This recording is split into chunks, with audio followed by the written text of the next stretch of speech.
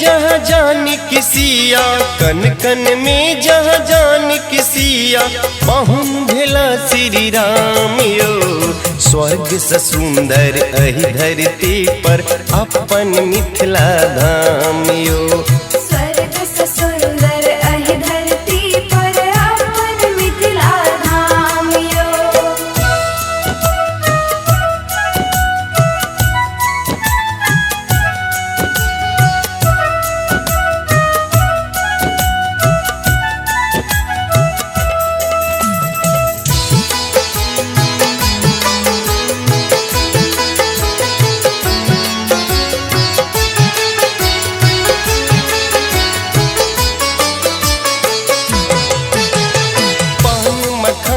के रीत चलैया अपने मिथिला धाम में, दही चूड़ा माछ मखानक की वर्णन खान पान में।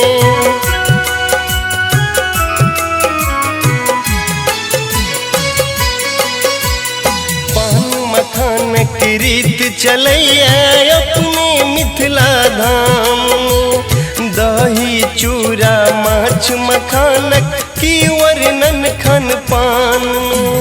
यह धरती पर मुंडन आची, यह धरती पर मुंडन आची, गर्गी संविद्वान यो। स्वर्ग से सुंदर एहि धरती पर अपन मिथिला धाम यो।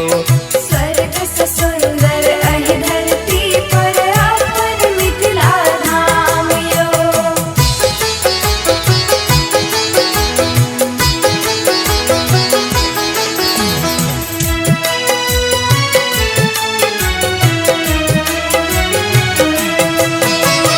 कुकुनिस कोयल के बोली सुनी भोरे भोरे, गामक बाबा के पराती मन में मिसरी घोरे।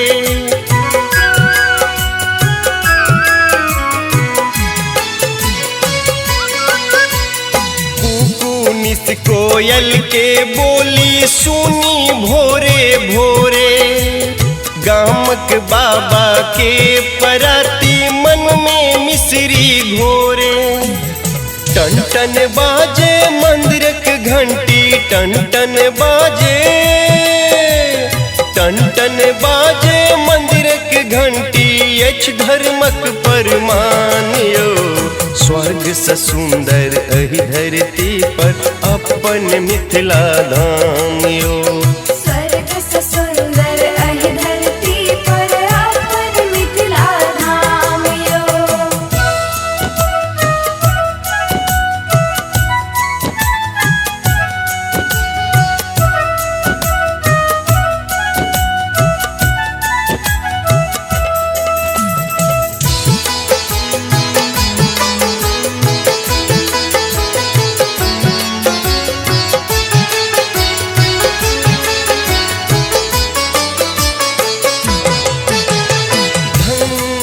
ओ लोग जे जन्म लेला मिथिला नगरी, नहीं भेटत प्रेम कतो चाहे घूमब दुनिया सगरी।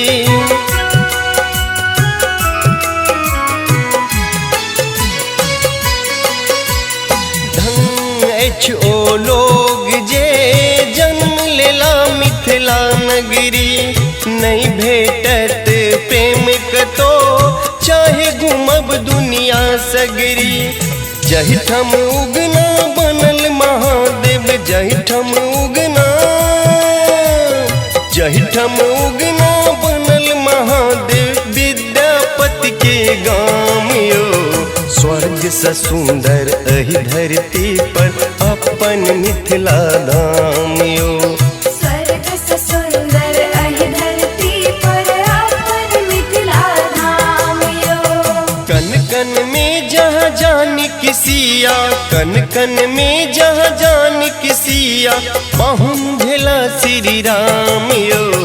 स्वर्ग से सुंदर एहि धरती पर अपन मिथिला धाम यो।